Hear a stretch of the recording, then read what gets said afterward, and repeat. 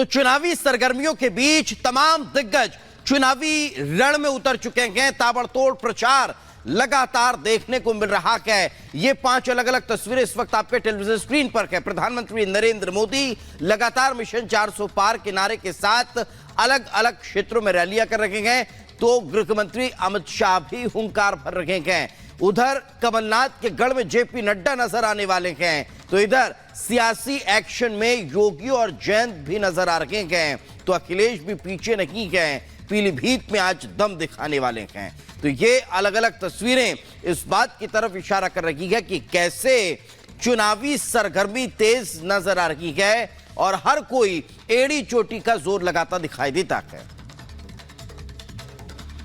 तो चलिए अब बात केंद्रीय गृह मंत्री अमित शाह के चुनावी दौरों की कर लेते हैं। तो आज मुरादाबाद और मदुरई में प्रधानमंत्री नरेंद्र मोदी नहीं बल्कि गृह मंत्री अमित शाह पहुंचने वाले हैं और रैली को संबोधित करने वाले हैं। देखिए रिपोर्ट। लोकसभा चुनाव में पहले चरण का चुनाव प्रचार थमने से पहले आज से अगले 5 दिन मुरादाबाद में रैलियों और जनसभाओं का शोर गूंजता रहेगा। गृह मंत्री अमित शाह आज मुरादाबाद में बीजेपी प्रत्याशी के लिए प्रचार करेंगे। अमित शाह बुद्धि विहार स्थित मैदान में जनसभा करेंगे और इस सभा को सफल बनाने के लिए बीजेपी ने पूरी ताकत झोंक दी है। ईद के बाद रैलियों में बड़ी तादाद में भीड़ जुटने की उम्मीद है। मुरादाबाद में अमित शाह की सभा का असर आसपास के इलाकों पर भी होगा। इस रैली के जरिए संभल और मुरादाबाद पर बीजेपी का फोकस रहेगा। मुरादाबाद से सर्वेश सिंह और संभल से परमेश्वर लाल सैनी को पार्टी ने प्रत्याशी बनाया है। मुरादाबाद के बाद अमित शाह मदुरई का दौरा करेंगे और वहां रोड शो करेंगे। शाम 5:30 बजे तमिलनाडु के मदुरई में पेरियार बस स्टैंड से विलाकुथुनु जंक्शन तक रोड शो होगा। कुछ दिनों पहले पीएम मोदी ने भी मदुरई का दौरा किया था। Bureau report, Republic Bharat. तो प्रधानमंत्री नरेंद्र मोदी और केंद्रीय गृह मंत्री अमित शाह के दौरों के बाद अब बात कर लेते हैं बीजेपी के राष्ट्रीय अध्यक्ष जेपी नड्डा और राजनाथ सिंह के दौरों की। तो आपको बता दें कि जेपी नड्डा मध्य प्रदेश में आज चुनावी रैली को संबोधित करने वाले हैं। कमलनाथ के गढ़ में आज वे हुंकार भरेंगे, तो उधर राजनाथ सिंह उत्तराखंड पहुंचने वाले हैं। देखिए रिपोर्ट। मध्य प्रदेश के पहले चरण में मतदान वाली सीटों पर राजनीतिक दलों के नेताओं ने चुनाव प्रचार तेज कर दिया है। इसी क्रम में बीजेपी के राष्ट्रीय अध्यक्ष जेपी नड्डा आज छिंदवाड़ा और सीधी में जनसभा को संबोधित करेंगे। नड्डा आज दोपहर 11 बजे सीधी के बहरी में जनसभा को संबोधित करेंगे। फिर दोपहर 2:30 बजे छिंदवाड़ा के दशहरा मैदान में नड्डा की बड़ी रैली है। सीएम मोहन यादव दोपहर में छिंदवाड़ा के एयर स्ट्रिप पर नड्डा की अगवानी करेंगे। इसके बाद शाम 5 बजे नड्डा की गोंदिया में रैली होनी है। वहीं रक्षा मंत्री राजनाथ सिंह आज उत्तराखंड में बीजेपी के प्रचार की कमान संभालेंगे। राजनाथ आज चमोली और उधम सिंह नगर में चुनावी रैली को संबोधित करेंगे। गौचर में राजनाथ सिंह गढ़वाल लोकसभा सीट से बीजेपी प्रत्याशी अनिल बलूनी के पक्ष में जनसभा को संबोधित करेंगे। Bureau report, Republic Bharat. और अब बात उत्तर प्रदेश के मुख्यमंत्री योगी आदित्यनाथ के दौरों की कर लेते हैं, जो सहारनपुर और कैराना में आज धुआंधार प्रचार में शिरकत करेंगे। देखिए रिपोर्ट।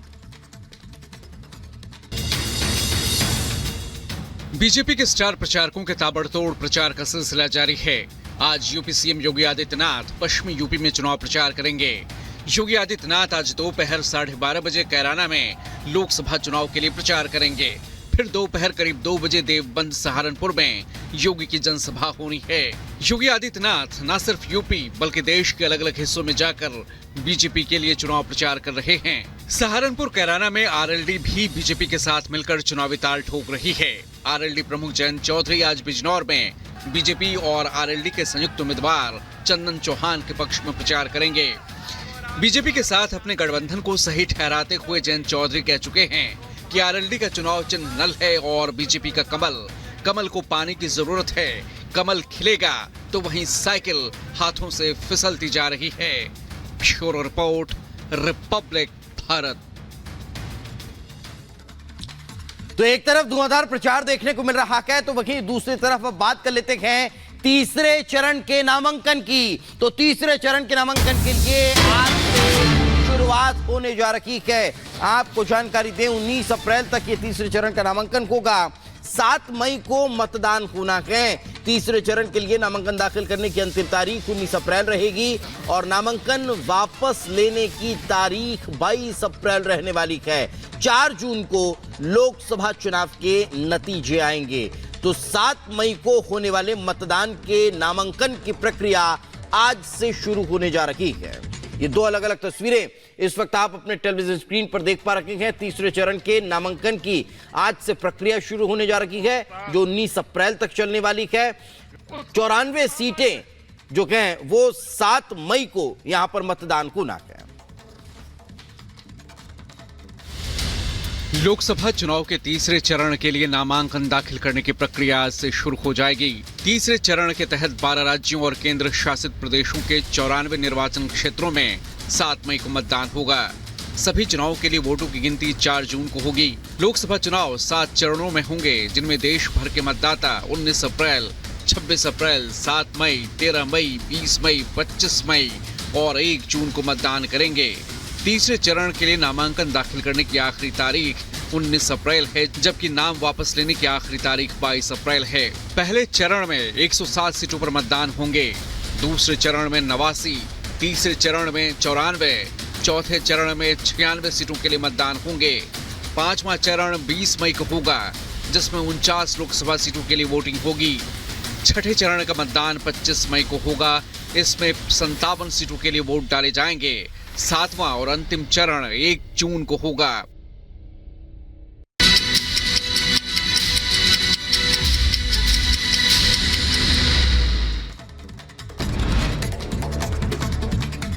बिजली विभाग की टीम पर हुआ हमला, टीम से लोगों ने की मारपीट। हमले का वीडियो सोशल मीडिया पर वायरल हुआ। बिजली बिल वसूलने गई थी टीम। उत्तर प्रदेश के बुलंदशहर में बीच सड़क दबंगों ने दिखाई गुंडागर्दी। साइड मांगने पर बदमाशों ने एक शख्स को धमकाया और गाली गलौज करते हुए किया हंगामा। वीडियो सोशल मीडिया पर हुआ वायरल। उत्तर प्रदेश के झांसी में बुंदेलखंड विश्वविद्यालय के लॉर्ड बुद्धा हॉस्टल में मारपीट का एक वीडियो आया सामने।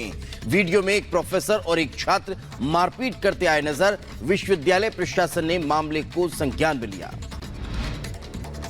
उत्तर प्रदेश के चंदौली में गेहूं की फसल में लगी आग। आग लगने की वजह से 15 बीघा गेहूं की फसल जलकर राख हुई।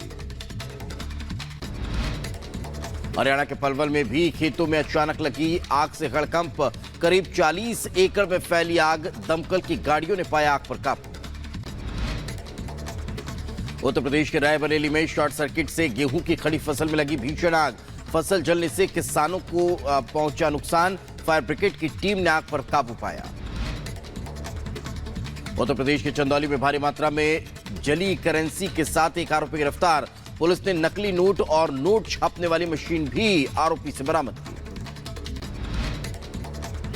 उत्तर प्रदेश के कासगंज में नदी नहर पर घूमने आए 8 दोस्त नहर में डूबे। 4 युवकों को स्थानीय लोगों ने सकुशल निकाला।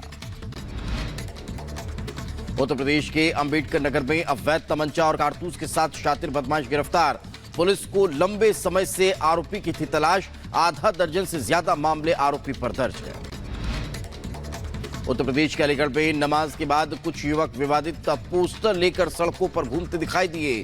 पुलिस ने युवकों को हिरासत में लिया। आगे बढ़ते हैं। उत्तर प्रदेश के देवरिया में पुलिस के हाथ